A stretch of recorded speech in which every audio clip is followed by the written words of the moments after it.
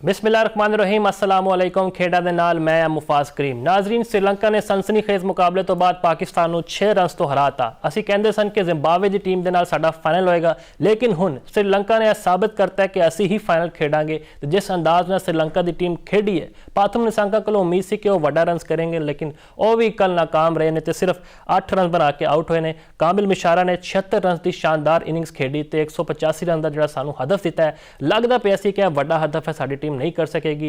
बाबर आजम हसबे मामूल golden duck ते out हुए। असी कहते सन कि जी विराट कोहली का इन्होंने रिकॉर्ड तोड़ता, हाफ सेंचुरी का तोड़ता, सब तो ज़्यादा रन्स बनाने तोड़ता है, लेकिन बाबर का हुण नवा रिकॉर्ड बनता पाया डक ते आउट होने का। सलमान अली आगा ने 63 रन की शानदार इनिंग्स खेडी। उन्होंने बारे असी कहते सी चुइंगम ज़्यादा चुबाते हैं तो खेडते घट ने, लेकिन उन्होंने भी अपनी परफॉर्मेंस दसिया कि मैं हजे भी इस खाते में है। तो की वजह बनी है चमेरा के अगे साढ़े जो बैटर्स ने क्यों फ्लॉप हो गए हैं? साढ़े नाल यासिर मौजूद ने। यासिर साहब वध जी आए नूं। ਇਹ श्रीलंका ने सानू जिवें फसाया है, ਤੁਹਾਨੂੰ ਲੱਗਦਾ ਸੀ ਕਿ ਅਸੀਂ ਜਿੱਤ ਵੀ ਸਕਦੇ ਸੀ, ਕਿ 10 ਸਕੋਰ ਚਾਹੀਦਾ ਸੀ ਆਖਰੀ ਓਵਰ 'ਚ? ਇਹ ਤਾਂ ਚੇਜ਼ੇਬਲ ਸੀਗਾ।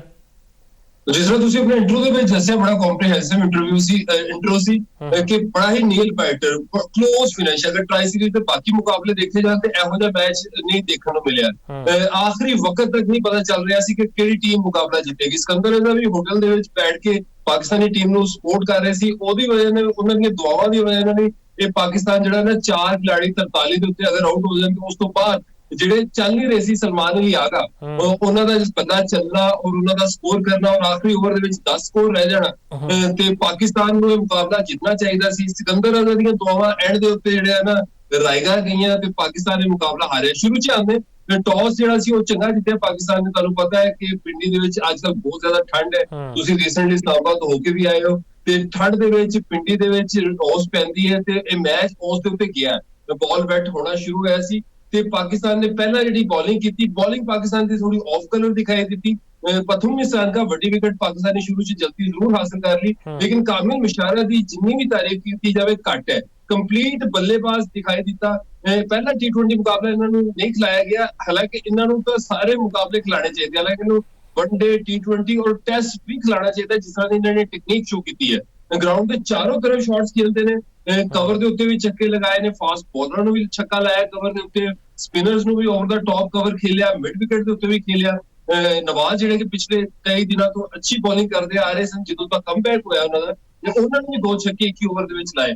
ਉਸ ਤੋਂ ਬਾਅਦ ਜਿਹੜੀ ਪਾਰਟਨਰਸ਼ਿਪ ਸੀ ਕੁਸ਼ਾਲ ਮੈਂਡਸ ਦੇ ਨਾਲ 66 ਸਕੋਰ ਲਾ ਦਿੱਤਾ ਇਹਨਾਂ ਨੇ ਸਿਰਫ 6 ਓਵਰਾਂ ਦੇ ਵਿੱਚ।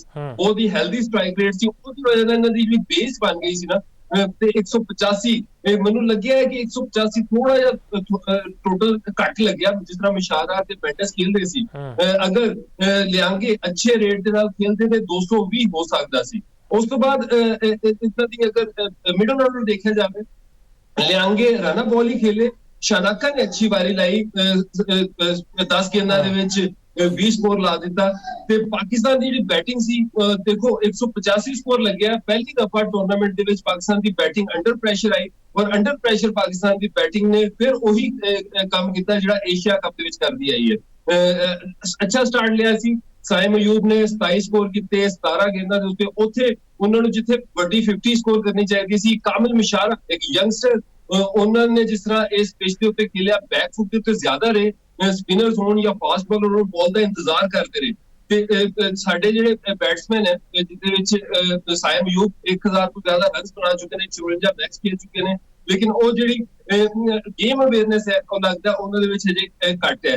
ਫਿਰ ਉਸ ਤੋਂ ਬਾਅਦ ਜਿਹੜਾ ਬਾਬਰ ਆਜ਼ਮ ਹੈ, ਬਾਬਰ ਆਜ਼ਮ ਦਾ ਜਿਹੜਾ ਬਾਲ ਅੰਦਰ ਆਉਣਾ, ਚਾਹੇ ਉਹ ਸਪਿਨਰ ਦਾ ਹੋਵੇ ਜਾਂ ਫਾਸਟ ਬਾਲਰ ਦਾ ਹੋਵੇ, ਤੇ ਉਹਦੇ ਉੱਤੇ ਉਹਨਾਂ ਦਾ ਜਿਹੜਾ ਆਊਟ ਹੋਣਾ ਨਾ, ਮੈਂ ਆਊਟ ਦੇਖਿਆ ਨਹੀਂ ਸੀ। ਮਤਲਬ ਮੈਨੂੰ ਪਤਾ ਲੱਗਿਆ ਕਿ ਬਾਬਰ ਆਜ਼ਮ ਆਊਟ ਹੋਏ ਤੇ ਮੇਰਾ ਪਹਿਲੇ ਕਮੈਂਟ ਇਹ ਸੀ ਕਿ ਕੀ ਬਾਲ ਅੰਦਰ ਆਇਆ, ਤੇ ਬਾਲ ਅੰਦਰ ਵੀ ਆਇਆ ਤੇ ਇੰਜ ਫੀਲ ਕਰਵਾਇਆ ਬਾਬਰ ਆਜ਼ਮ ਨੇ ਜਿਸ ਤਰ੍ਹਾਂ ਬਾਲ ਜਿਹੜਾ ਨਾ ਥੋੜਾ ਬੈਠਿਆ ਵੀ ਹੈ।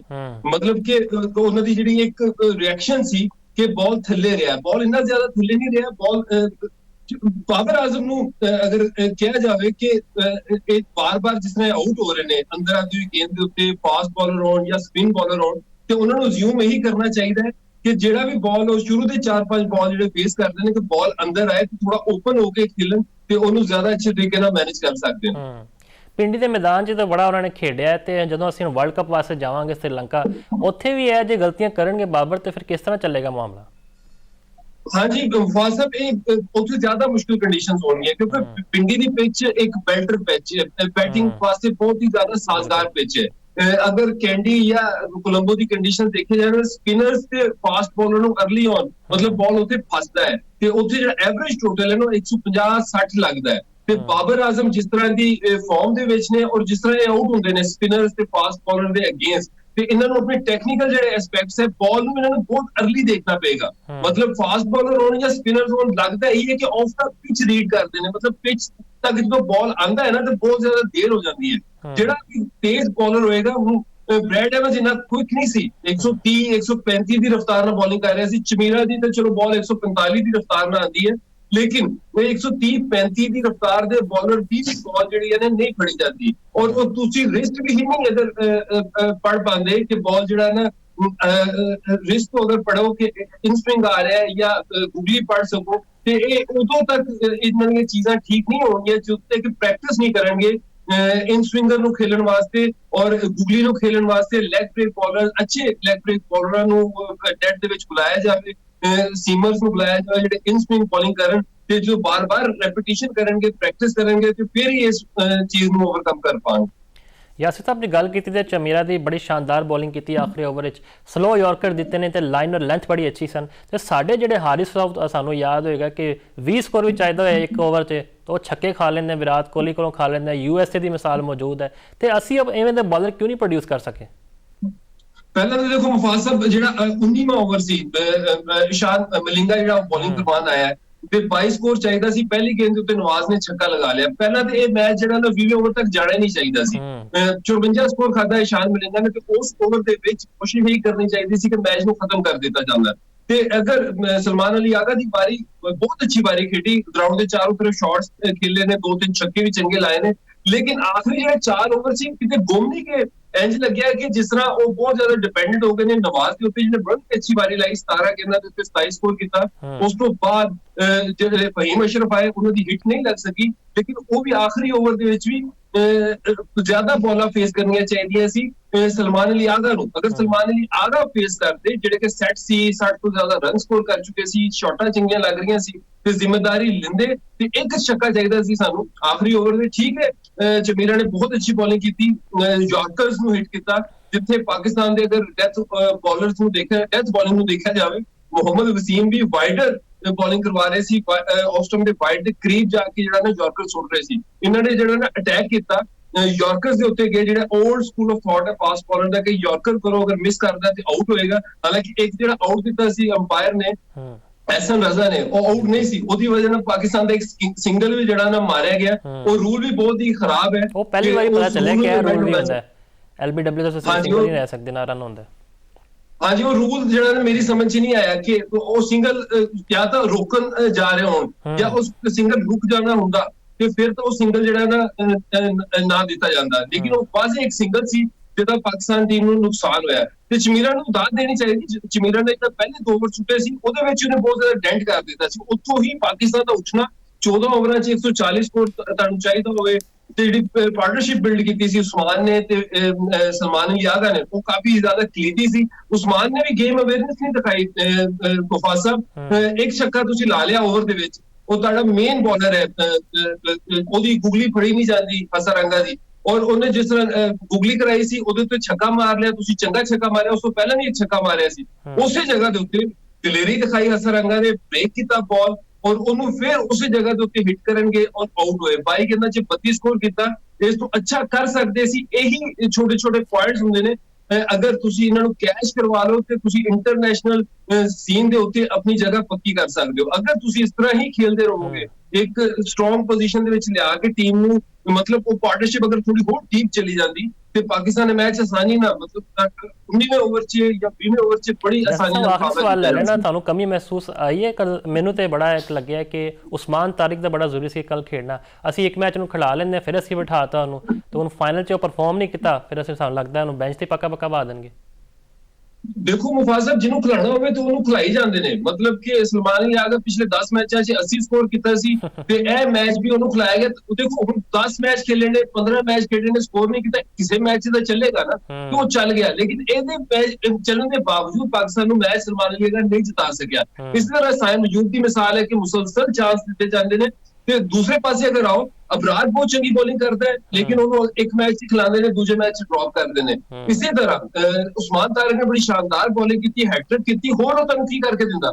ਇੱਕ ਪਹਿਲੀ ਵਾਰੀ ਪਾਕਿਸਤਾਨ ਟੀਮ ਜਾਂ ਦੂਸਰੀਆਂ ਟੀਮਾਂ ਨੂੰ ਅਗਰ ਤੁਸੀਂ ਦੇਖਿਆ ਜਾਵੇ, ਇਹੋ ਜਿਹੀ ਸਿਲੈਕਸ਼ਨ, ਇਹੋ ਜਿਹੀ ਰੋਟੇਸ਼ਨ ਕਦੀ ਦੇਖਣ ਨੂੰ ਨਹੀਂ ਮਿਲਦੀ ਕਿ ਜਿਹਨੂੰ ਤੁਸੀਂ ਖਿਲਾਣਾ ਹੈ ਉਹਨੂੰ ਬਾਰ-ਬਾਰ ਚਾਂਸ ਦਿੱਤੇ ਜਾਂਦੇ ਨੇ, ਖਿਲਾਏ ਜਾਂਦੇ ਹੋ, ਔਰ ਜਿਹਨੂੰ ਤੁਸੀਂ ਬਾਹਰ ਕੱਢਣਾ ਹੁੰਦਾ ਹੈ ਤੇ ਰੋਟੇਸ਼ਨ ਦੇ ਨਾਮ ਦੇ ਉੱਤੇ ਉਹਨੂੰ ਜਿਹੜਾ ਨਾ ਸਾਈਡਲਾਈਨ ਕੀਤਾ ਜਾਂਦਾ ਔਰ ਬਾਹਰ ਕਰ ਦਿੱਤਾ ਜਾਂਦਾ। ਇਸ ਤਰ੍ਹਾਂ ਬੋਲਰ ਦਾ ਨਾ ਤਾਂ ਫਲੋ ਬਣਦਾ ਹੈ, ਨਾ ਮੋਮੈਂਟਮ ਬਣਦਾ ਹੈ, ਔਰ ਨਾ ਹੀ ਉਹਨੂੰ ਕੌਨਫੀਡੈਂਸ ਮਿਲਦਾ ਹੈ। ਮਤਲਬ ਉਹ ਹੁਣ 8 ਆਊਟ ਕਰੇ, 8 ਆਊਟ ਕੀ ਕਰ ਦੇਗਾ, ਮੈਨੂੰ ਲੱਗਦਾ ਹੈ ਕਿ ਉਸਮਾਨ ਤਾਰਿਕ ਜਾਂ ਕੋਈ ਦੂਸਰਾ ਅਪਰਾਧ, ਤੇ ਉਹਨੂੰ ਵੀ ਜਿਹੜਾ ਨਾ ਟੀਮੋਂ ਬਾਹਰ ਕੱਢ ਦਿੱਤਾ ਜਾਏਗਾ, ਬਾਹਰ ਬਿਠਾ ਦਿੱਤਾ ਜਾਏਗਾ ਔਰ ਇੰਤਜ਼ਾਰ ਕੀਤਾ ਜਾਏਗਾ। ਮੇਰਾ ਖਿਆਲ ਹੈ ਕਿ ਕੋਈ ਇੱਕ ਫੇਲੀਅਰ ਇਹਨਾਂ ਨੂੰ ਮਿਲੇ ਤੇ ਸ਼ਾਦਾਬ ਖਾਨ ਨੂੰ ਟੀਮ 'ਚ ਵਾਪਸ ਲਿਆਇਆ ਜਾਏ। ਬਹੁਤ ਸ਼ੁਕਰੀਆ ਤੁਹਾਡਾ ਯਾਸਿਰ ਸਾਹਿਬ, ਤੁਸੀਂ ਸਾਡੇ ਨਾਲ ਜੁੜੇ ਹੋ ਤੇ ਸਾਡੀ ਵੀ ਇਹ ਦੁਆ ਹੈ ਕਿ ਫਾਈਨਲ ਅਸੀਂ ਜਿੱਤੀਏ, ਕਿਉਂਕਿ ਅੱਗੇ T20 ਵਰਲਡ ਕੱਪ ਆ ਰਿਹਾ ਤੇ ਇਸ ਰਿਦਮ ਨੂੰ ਅੱਗੇ ਲੈ ਕੇ ਜਾਣਾ ਬੜਾ ਜ਼ਰੂਰੀ ਹੈ। ਫਿਲਹਾਲ ਇੱਕ ਬ੍ਰੇਕ ਲੈਂਦੇ ਹਾਂ, ਬ੍ਰੇਕ ਤੋਂ ਬਾਅਦ ਵਾਪਸ ਆते हैं।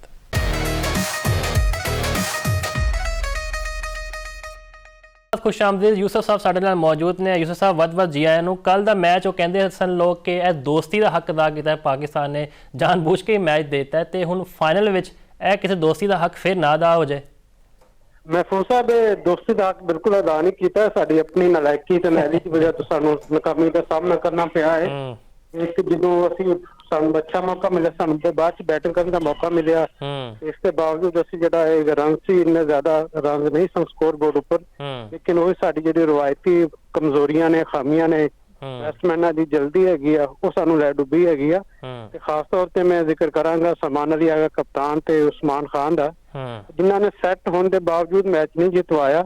ਤੇ ਜਦੋਂ ਤੁਹਾਨੂੰ ਪਤਾ ਸੀ ਕਿ ਉਸਮਾਨ ਖਾਨ ਦਾ ਆਪਣਾ ਇਤਨਾ ਜ਼ਿਆਦਾ ਫਾਰਮ ਚ ਨਹੀਂ ਹੈਗੇ ਨੇ, ਇਸ ਦੇ ਬਾਵਜੂਦ ਉਹਨਾਂ ਨੇ ਕੱਲ ਬੜੀ ਵਧੀਆ ਅੱਛੀ ਇਨਿੰਗਸ ਖੇਲੀ ਤੇ ਲੱਗ ਰਿਹਾ ਸੀ ਕਿ ਉਹ ਸ਼ਾਇਦ ਆਪਣਾ ਪਾਕਿਸਤਾਨ ਨੂੰ ਮੈਚ ਜਿਤਵਾਉਣ 'ਚ ਕਾਮਯਾਬ ਹੋ ਜਾਣਗੇ, ਲੇਕਿਨ ਉਹਨਾਂ ਨੇ ਬਿਲਕੁਲ ਉਹੀ ਉਹ ਜਲਦਬਾਜ਼ੀ ਕੀਤੀ ਕਿ ਜਦੋਂ ਇੱਕ ਓਵਰ 'ਚ ਉਹਨਾਂ ਨੇ ਛੱਕਾ ਵੀ ਲਗਾ ਲਿਆ, ਚੌਕਾ ਵੀ ਲਗਾ ਲਿਆ, ਤੇ ਫਿਰ ਉਹਨਾਂ ਨੇ ਬਜਾਏ ਸਕੋਰ ਬੋਰਡ ਨੂੰ ਦੇਖਦੇ ਕਿ ਯਾਰ ਸਾਨੂੰ 10-12 ਰਨ ਦੀ ਔਸ ਚਾਹੀਦੀ ਹੈਗੀ ਆ, ਉਹਦਾ ਖਿਆਲ ਨਹੀਂ ਕੀਤਾ, ਲੇਕਿਨ ਫਿਰ ਉਹੀ ਜਲਦਬਾਜ਼ੀ ਕੀਤੀ, ਉਹਨਾਂ ਨੇ ਹਿੱਟ ਮਾਰੀ ਤੇ ਫੜੇ ਗਏ ਸਨ। ਉਸ ਤੋਂ ਬਾਅਦ 10 ਸਕੋਰ ਕੋਈ ਨਾ ਵੱਡਾ ਸਕੋਰ ਨਹੀਂ ਹੁੰਦਾ ਆਖਰੀ ਓਵਰ 'ਚ। ਨੋ ਡਾਊਟ ਚਮੇਰਾ ਨੇ ਬੜੀ ਅੱਛੀ ਬੋਲਿੰਗ ਕੀਤੀ ਹੈ, ਸਲੋ ਯਾਰਕਰਸ ਪਾਏ ਨੇ, ਲਾਈਨ ਔਰ ਲੈਂਥ ਬੜੀ ਅੱਛੀ ਰੱਖੀ ਹੈ। ਅਸੀਂ ਪਹਿਲੇ ਵੀ ਪੁੱਛਦੇ ਪਏ ਸੀ ਸਾਡੇ ਕੋਲ ਇਵੇਂ ਦਾ ਬੋਲਰ ਨਹੀਂ ਹੈ, ਕੋਈ 20 ਸਕੋਰ ਵੀ ਚਾਹੀਦਾ ਹੋਇਆ, USA ਸਾਨੂੰ ਹਰਾ ਜਾਂਦੀ ਹੈ, ਇੰਡੀਆ ਵਿਰਾਟ ਕੋਹਲੀ ਸਾਨੂੰ ਛੱਕੇ ਮਾਰ ਜਾਂਦਾ ਹੈ। ਦੇਖੋ ਨਾ, ਜਦੋਂ ਤੁਸੀਂ ਅਕਲ ਨਾਲ ਪਲੈਨਿੰਗ ਨਾਲ ਬੋਲਿੰਗ ਕਰੋਗੇ ਤਾਂ ਤੁਸੀਂ ਕਾਮਯਾਬੀ ਹਾਸਲ ਕਰੋਗੇ, ਜਦੋਂ ਤੁਸੀਂ ਜੋਸ਼ ਜਜ਼ਬੇ ਨਾਲ ਬੋਲਿੰਗ ਕਰੋਗੇ ਤਾਂ ਤੁਹਾਨੂੰ ਮਾਰ ਪਵੇਗੀ। ਇਹੀ ਕੱਲ ਸਬੂਤ ਦਿੱਤਾ ਚਮੀਰਾ ਨੇ ਵੀ, ਉਹਨੇ ਬਿਲਕੁਲ ਪਲਾਨ ਕੀਤਾ ਸੀ ਗੇਂਦਾਂ ਨੂੰ, ਕਿਉਂਕਿ ਤੁਹਾਨੂੰ ਪਤਾ ਕਿ ਔਸ ਪੈਂਦੀ ਹੈਗੀ ਆ, ਗੇਂਦ ਗਿੱਲਾ ਹੋ ਜਾਂਦਾ ਹੈਗਾ ਤੇ ਗੇਂਦ ਨੂੰ ਗ੍ਰਿਪ ਕਰਨਾ ਇਤਨਾ ਆਸਾਨ ਨਹੀਂ ਹੁੰਦਾ। ਉਸ ਤੋਂ ਪਹਿਲੇ ਦੇਖਿਆ ਕਿ ਉਹ ਜਿਹੜੇ ਉਹਨਾਂ ਦੇ ਬੋਲਰ ਸਨ ਮਲੰਗਾ, ਉਹਨਾਂ ਨੇ ਵੀ 6 ਵਾਈਡ ਕੀਤੇ ਸਨ, ਉਹਨਾਂ ਦੀ ਬਾਲ ਕੰਟਰੋਲ ਵੀ ਨਹੀਂ ਹੋ ਰਹੀ ਸੀ, ਲੇਕਿਨ ਚਮੀਰਾ ਨੇ ਜਿਹੜਾ ਆਖਰੀ ਓਵਰ ਕੀਤਾ, ਮੈਂ ਸਮਝਦਾ ਕਿ ਉਹਨਾਂ ਦੀ ਕਰੀਅਰ ਦਾ ਵੀ ਮੇਰੇ ਖਿਆਲ 'ਚ ਸਭ ਤੋਂ ਵਧੀਆ ਓਵਰ ਹੋਏਗਾ ਜਿਹੜੀ ਉਹਨਾਂ ਨੇ ਲਾਜਵਾਬ ਪਰਫਾਰਮੈਂਸ ਦਿੱਤੀ। ਇਸ ਓਵਰ ਤੇ ਪੂਰੀ ਟੀਮ ਦਾ ਇਨਸਾਰ ਸੀ ਕਿ ਉਹ ਫਾਈਨਲ ਤੱਕ ਪਹੁੰਚੇਗੀ ਕਿ ਨਹੀਂ, ਲੇਕਿਨ ਸਾਡੇ ਆਪਣਾ ਮੁਹੰਮਦ ਨਵਾਜ਼, ਫਹੀਮ ਅਸ਼ਰਫ ਵਰਗੇ ਜਿਹੜੇ ਵੱਡੇ ਵੱਡੇ ਨਾਂ ਨੇ, ਤੇ ਲੱਗਦਾ ਸੀ ਕਿ ਉਹ ਸਾਨੂੰ ਇੱਕ ਵਾਰੀ ਫਿਰ ਜਿਤਵਾਉਣਗੇ, ਲੇਕਿਨ ਉਹਨਾਂ ਚਮੀਰਾ ਦੇ ਸਾਹਮਣੇ ਬਿਲਕੁਲ ਬੇਬਸ ਨਜ਼ਰ ਆਏ। ਤੇ ਜਿਹੜੇ ਉਹਨਾਂ ਦੇ ਯਾਰਕਰ ਸਨ, ਉਹਨਾਂ ਦੇ ਅੱਗੇ ਉਹਨਾਂ ਨੂੰ ਕੋਈ ਜਵਾਬ ਨਹੀਂ ਸੀ, ਸਲੋ ਓਵਰ ਬੰਦਾ ਕਿਸੇ ਕੋਲ ਜਵਾਬ ਨਹੀਂ ਸੀ ਕਿਸ ਤਰ੍ਹਾਂ ਇਹਨੂੰ ਖੇਲਣਾ ਹੈਗਾ। ਈਵਨ ਕਿ ਕਪਤਾਨ ਸਲਮਾਨ ਅਲੀ ਆਗਾ ਉਦੋਂ ਵਿਕਟ ਤੇ ਮੌਜੂਦ ਸਨ, ਲੇਕਿਨ ਉਹ ਵੀ ਲੱਗਦਾ ਕਿ ਠੁੱਸ ਹੋ ਗਏ ਸਨ, ਕੋਈ ਉਹਨਾਂ ਕੋਲ ਸਮਝ ਨਹੀਂ ਆ ਰਹੀ ਸੀ ਕਿ ਮੈਂ ਕਿਸ ਤਰ੍ਹਾਂ ਗੇਂਦ ਨੂੰ ਬਾਉਂਡਰੀ ਦੇ ਬਾਹਰ ਪਹੁੰਚਾਵਾਂ, ਕਿਸ ਤਰ੍ਹਾਂ ਜਿਹੜੇ ਰਨ ਰੁਕਾਏ ਨੇ ਉਹਨਾਂ ਨੂੰ ਅਸੀਂ ਪੂਰਾ ਕਰੀਏ। ਓਵਰਆਲ ਅਸੀਂ ਇਹ ਕਹਿ ਸਕਦੇ ਹਾਂ ਕਿ ਉਹਨਾਂ ਨੇ ਜ਼ਬਰਦਸਤ ਫਾਈਟ ਬੈਕ ਕੀਤਾ ਹੈਗਾ। ਜ਼ਿੰਬਾਬਵੇ ਤੋਂ ਬਾਅਦ ਉਹਨਾਂ ਦੇ ਤੋਕੋ ਸੀ ਕਿ ਪਾਕਿਸਤਾਨ ਨੂੰ ਹਰਾਉਣ 'ਚ ਕਾਮਯਾਬ ਹੋ ਜਾਣਗੇ, ਤੇ ਹੁਣ ਪਾਕਿਸਤਾਨ ਨੂੰ ਵੀ ਥੋੜਾ ਆਪਣੇ ਜਿਹੜੇ ਹੈ ਨੇ ਹੋਸ਼ ਨਕਲ ਲੈਣੇ। ਬਾਬਰ ਦੀ ਜੇ ਗੱਲ ਕਰੀਏ, ਅਸੀਂ ਕਹਿੰਦੇ ਸਨ ਉਹਨਾਂ ਨੇ ਰਿਕਾਰਡ ਤੌਰ ਤੇ ਨਿਸ ਸੈਂਚਰੀਆਂ ਦੇ ਵਿਰਾਟ ਕੋਹਲੀ ਦੇ ਸਭ ਤੋਂ ਜ਼ਿਆਦਾ ਰਨਸ ਵੀ ਬਣਾ ਲਏ ਨੇ, ਲੇਕਿਨ ਹੁਣ 골ਡਨ ਡਕ ਤੇ ਵੀ ਰਿਕਾਰਡ ਬਣਾਏ ਜਾ ਰਹੇ ਨੇ, ਹੁਣ ਅੱਗੇ ਵਰਲਡ ਕੱਪ ਵੀ ਆ ਰਿਹਾ, ਜੇ ਇਵੇਂ ਦੀ ਪਰਫਾਰਮੈਂਸ ਰਹੀ ਤੇ ਫਿਰ ਅੱਗੇ ਜਾ ਕੇ ਮਸਲਾ ਨਹੀਂ ਹੋ ਜਾਏਗਾ ਉਹਨਾਂ ਵਾਸਤੇ। ਹਾਂਜੀ ਮੁਫਾਦ ਜੀ, ਇਹ 10ਵੀਂ ਵਾਰੀ ਸੀ ਜਦੋਂ ਬਾਬਰ ਆਜ਼ਮ ਸਾਹਿਬ 0 ਤੇ ਆਊਟ ਹੋਏ ਨੇ, ਤੇ ਪੂਰੇ ਤੁਹਾਨੂੰ ਪਤਾ ਕਿ ਜਦੋਂ ਮੈਦਾਨ 'ਚ ਆਉਂਦੇ ਨੇ ਸਾਡਾ ਪਹਿਲਾ ਖਿਡਾਰੀ ਆਊਟ ਹੁੰਦਾ ਤੇ ਉਸ ਤੋਂ ਬਾਅਦ ਤਾਲੀਆਂ ਵੱਜਦੀਆਂ ਨੇ, ਲੋਕ ਐਕਸਾਈਟਡ ਹੁੰਦੇ ਨੇ ਕਿ ਬਾਬਰ ਬਾਬਰ ਨਾਰੇ ਲੱਗਦੇ ਨੇ, ਤੇ ਬਾਬਰ ਆ ਕੇ ਜਦੋਂ ਪਹਿਲੀ ਓਵਰ 'ਚ ਆਊਟ ਹੋ ਜਾਣਗੇ 0 ਤੇ, ਤੇ ਫਿਰ ਸ਼ੌਕੀਨ ਵੀ ਮਾਯੂਸ ਹੋਣਗੇ। ਤੇ ਰਿਕਾਰਡ ਯਕੀਨੀ ਤੌਰ ਤੇ ਉਹਨਾਂ ਦੇ ਨਾਂ ਬੜਾ ਨਾਪਸੰਦਾ ਰਿਕਾਰਡ ਉਹਨਾਂ ਨੇ ਆਪਣੇ ਨਾਂ ਕੀਤਾ ਹੈਗਾ। ਇਸ ਤੋਂ ਪਹਿਲੇ ਸਾਇਮ ਅਯੂਬ ਤੇ ਉਮਰ ਅਕਮਲ ਨਾਲ ਉਹ ਵੀ 10-10 ਵਾਰੀ ਸਿਫਰ ਤੇ ਆਊਟ ਹੋ ਚੁੱਕੇ ਨੇ ਤੇ ਮੇਰੇ ਖਿਆਲ 'ਚ ਹੁਣ ਸਾਨੂੰ ਥੋੜਾ ਜਿਹਾ ਹੋਸ਼ ਦੇ ਨਾਖਰ ਲੈਣੇ ਪੈਣਗੇ ਬਾਬਰ ਆਜ਼ਮ ਸਾਹਿਬ ਨੂੰ ਵੀ ਕਿ ਆਪਣੀ ਫਾਰਮ ਜਿਹੜੀ, ਕਿਉਂਕਿ ਹੁਣ ਸਿਰਫ ਜਿਹੜੇ ਪਾਕਿਸਤਾਨ ਦੇ ਮੈਚ ਬਚਦੇ ਨੇ ਹਜੇ ਤੱਕ ਉਹ 7 ਮੈਚ T20 ਨੇ ਜਿਹੜੇ ਬਚਦੇ ਨੇ, ਇੱਕ ਫਾਈਨਲ ਤੇ ਉਸ ਤੋਂ ਬਾਅਦ ਆਸਟ੍ਰੇਲੀਆ ਦੇ ਖਿਲਾਫ ਸਾਡੇ 3 ਮੈਚ ਨੇ T20 ਤੇ ਫਿਰ ਜਿਹੜੀ ਅਸੀਂ ਇੱਕ ਕੋਸ਼ਿਸ਼ ਕਰ ਰਹੇ ਹਾਂ ਸ੍ਰੀਲੰਕਾ ਨਾਲ, ਸ੍ਰੀਲੰਕਾ ਦੇ ਵਿੱਚ ਜਾ ਕੇ ਮੁੱਲ 'ਚ ਅਸੀਂ 3 ਮੈਚ ਖੇਡੀਏ T20 ਚ ਆ ਕੇ ਅਸੀਂ ਤਿਆਰੀ ਅੱਛੀ ਕਰ ਸਕੀਏ। ਤੇ ਹੁਣ ਸਾਡੇ ਕੋਲ ਵਕਤ ਤਾਂ ਕੋਈ ਨਹੀਂ ਹੈਗਾ, ਨਾ ਤਜਰਬੇ ਕਰਨ ਦਾ ਵਕਤ ਹੈਗਾ ਤੇ ਨਾ ਸਾਨੂੰ ਕੋਈ ਦੂਸਰੇ ਚੀਜ਼ਾਂ ਕਰਨ ਦਾ ਵਕਤ ਹੈਗਾ। ਸਿਰਫ ਮੁੰਡਿਆਂ ਨੂੰ ਚਾਹੀਦਾ ਕਿ ਆਪਣੇ ਆਪ ਨੂੰ ਫੋਕਸ ਕਰਨ। ਕੁਝ ਜ਼ਾਹਰਾ ਉਹਨਾਂ ਨੂੰ ਦੱਸਦੇ ਹੋਣਗੇ ਕਿ ਇਸ ਤਰ੍ਹਾਂ ਖੇਡੋ ਇਸ ਤਰ੍ਹਾਂ ਖੇਡੋ, ਲੇਕਿਨ ਖੇਡ ਮੈਦਾਨ ਵਿੱਚ ਤਾਂ ਜਾ ਕੇ ਮੁੰਡਿਆਂ ਨੇ ਖੁਦ ਪਰਫਾਰਮ ਕਰਨਾ ਹੈਗਾ। ਹੁਣ ਬਾਬਰ ਆਜ਼ਮ ਨੂੰ ਕਿਹਨੇ ਸਮਝਾਣਾ ਕਿ ਤੂੰ ਕਿਸ ਤਰ੍ਹਾਂ ਆਊਟ ਹੋ ਰਿਹਾ ਤੇ ਉਹਨੂੰ ਕਿਸ ਤਰ੍ਹਾਂ ਦੇ ਖਾਮੀ ਨੂੰ ਦੂਰ ਕਰ ਸਕਦਾ ਹੈ। ਇਹ ਬਾਬਰ ਆਜ਼ਮ ਖੁਦ ਹੀ ਆਪਣੀ ਤਵੱਜੋ ਦੇਵੇ, ਥੋੜਾ ਜਿਹਾ ਫੋਕਸ ਕਰੇ। ਲੋਕ ਸਾਰੇ ਤਵੱਕੋ ਕਰਦੇ ਨੇ ਕਿ ਬਾਬਰ ਆਜ਼ਮ ਦੁਨੀਆ ਦਾ ਸੁਪਰਸਟਾਰ ਹੈਗਾ, ਲੇਕਿਨ ਸੁਪਰਸਟਾਰ ਉਦੋਂ ਹੀ ਕਹਿਲਾਏਗਾ ਜਦੋਂ ਮੈਚ ਪਾਕਿਸਤਾਨ ਨੂੰ ਜਿਤਵਾਏਗਾ ਤੇ ਹਰ ਵਾਰੀ ਸਕੋਰ ਕਰੇਗਾ। ਇਹ ਨਹੀਂ ਕਿ ਇੱਕ ਮੈਚ ਵਿੱਚ ਤੁਸੀਂ 50 ਰਨ ਕਰਤੇ 60 ਰਨ ਕਰਤੇ ਅਗਲੀ ਵਾਰੀ 3 ਵਾਰੀਆਂ ਤੁਸੀਂ ਸਿਫਰ ਤੇ ਆਊਟ ਹੁੰਦੇ ਜਾਓ। ਇਹ ਖੇਡ ਨਹੀਂ ਹੁੰਦਾ। ਖੇਡ ਸੁਪਰਸਟਾਰ ਉਹੀ ਬਣਦਾ ਹੈਗਾ ਜਿਹੜਾ ਮੁਸ਼ਕਲ ਵਕਤ ਵਿੱਚ ਆਪਣੀ ਟੀਮ ਨੂੰ ਜਿਤਵਾਉਂਦਾ ਹੈਗਾ। ਤੇ ਮੇਰਾ ਖਿਆਲ ਹੈ ਕਿ ਸਾਨੂੰ ਤੋਕੋ ਕਰਨੀ ਚਾਹੀਦੀ ਕਿ ਬਾਬਰ ਆਜ਼ਮ ਆਪਣੀ ਖਾਮੀਆਂ ਤੇ ਫੋਕਸ ਕਰਨਗੇ। ਉਹਨਾਂ ਨੂੰ ਯਕੀਨੀ ਤੌਰ ਤੇ ਅਹਿਸਾਸ ਹੋਏਗਾ ਕਿ ਪੂਰੀ ਟੀਮ ਦਾ ਇਨਸਾਰ ਉਹਨਾਂ ਦੀ ਬੈਟਿੰਗ ਤੇ ਹੈਗਾ, ਪੂਰੀ ਦੁਨੀਆ ਉਹਨਾਂ ਨੂੰ ਵੇਖਣ ਆਉਂਦੀ ਹੈਗੀ ਆ, ਉਹਨਾਂ ਦੀ ਫੈਨ ਫਾਲੋਇੰਗ ਹੈਗੀ ਆ ਤੇ ਪੂਰੀ ਦੁਨੀਆ ਤੋਂ ਉਹਨਾਂ ਦਾ ਨਾਂ ਹੀ ਵੱਜਦਾ ਹੈਗਾ। ਤੇ ਇਸ ਵੇਲੇ ਮੇਰੇ ਖਿਆਲ 'ਚ ਉਹ ਗਲਤੀਆਂ ਦਾ ਮੌਕਾ ਤਾਂ ਘੱਟ ਹੈਗਾ ਉਹਨਾਂ ਨੂੰ ਦੂਰ ਕਰਨ ਦਾ, ਲੇਕਿਨ ਇਹ ਕਿ ਉਹਨਾਂ ਨੂੰ ਫੋਕਸ ਹੋਣਾ ਪਵੇਗਾ। ਖਾਸ ਤੌਰ ਤੇ ਜਿਹੜਾ ਹੁਣ ਫਾਈਨਲ ਹੈਗਾ ਸ੍ਰੀਲੰਕਾ ਦੇ ਨਾਲ, ਇਹਦੇ ਸਾਨੂੰ ਆਪਣੀ ਜਿਹੜੀ ਬੈਸਟ 11 ਹੈਗੀ ਹੈ ਜਿਹੜੀ ਅਸੀਂ ਵਰਲਡ ਕੱਪ 'ਚ ਖਿਡਾਣੀ ਹੈਗੀ ਉਹਦੇ ਨਾਲ ਮੈਦਾਨ 'ਚ ਉਤਰਨਾ ਚਾਹੀਦਾ ਹੈਗਾ। ਤੇ ਹੁਣ ਮਜ਼ੀਦ ਸਾਡੇ ਕੋਲ ਗਲਤੀ ਦੀ ਗੁੰਜਾਇਸ਼ ਤਾਂ ਕੋਈ ਨਹੀਂ ਹੈਗੀ, ਵਰਨਾ ਲੋਕੀ ਫਿਰ ਜ਼ਾਹਰਾ ਕਹਿਣਗੇ ਜੀ ਸਾਡੇ ਕ੍ਰਿਕਟ ਦਾ ਜਨਾਜ਼ਾ ਵੀ ਇੰਡੀਆ ਦੀ ਜ਼ਰਾ ਨਿਕਲ ਗਿਆ ਹੈਗਾ। ਬਿਲਕੁਲ ਯੂਸਫ ਸਾਹਿਬ, ਵੱਧ ਸ਼ੁਕਰੀਆ ਤੁਸੀਂ ਸਾਡੇ ਨਾਲ ਜੁੜੇ ਹੋ ਤੇ ਸਾਡੀ ਵੀ ਇਹ ਦੁਆ ਹੈ ਕਿ ਬਾਬਰ ਦਾ ਬੱਲਾ ਵੀ ਵੱਧ ਚੱਲੇ, ਕਿਉਂਕਿ ਅੱਗੇ T20 ਵਰਲਡ ਕੱਪ ਆ ਰਿਹਾ ਹੈ। ਬਹੁਤ ਜ਼ਰੂਰੀ ਹੈਗਾ ਸਾਡਾ ਅੱਗੇ ਖੇਡਣਾ ਜਾ ਕੇ, ਕਿਉਂਕਿ ਵੱਡੀਆਂ ਟੀਮਾਂ ਹੁਣ ਆਉਣਗੀਆਂ। ਹੁਣ ਇਹ ਨਹੀਂ ਹੈ ਕਿ ਅਸੀਂ ਜ਼ਿੰਬਾਬਵੇ ਨੂੰ ਹਰਾਤਾ, ਸ੍ਰੀਲੰਕਾ ਨੂੰ ਹਰਾਤਾ, ਆਸਟ੍ਰੇਲੀਆ, ਨਿਊਜ਼ੀਲੈਂਡ, ਜਨੂਬੀ ਅਫਰੀਕਾ, ਈਵਨ ਕਿ ਭਾਰਤ ਨਾਲ ਸਾਡਾ ਮੁਕਾਬਲਾ ਹੈ ਤੇ ਅਸੀਂ ਹੁਣ ਏਸ਼ੀਆ ਕੱਪ ਦਾ ਬਦਲਾ ਵੀ ਉਹਨਾਂ ਨਾਲ ਲੈਣਾ ਹੈ। ਤੇ ਇਹ ਸਾਰੇ ਮੌਜ਼ੂਆਤ ਸਨ ਜਿਨ੍ਹਾਂ ਉੱਤੇ ਅਸੀਂ ਚਾਨਣ ਪਾਇਆ। ਮੈਨੂੰ ਦਿਓ ਇਜਾਜ਼ਤ। ਅੱਲਾ ਹਾਫਿਜ਼ ਨਾਸਿਰ।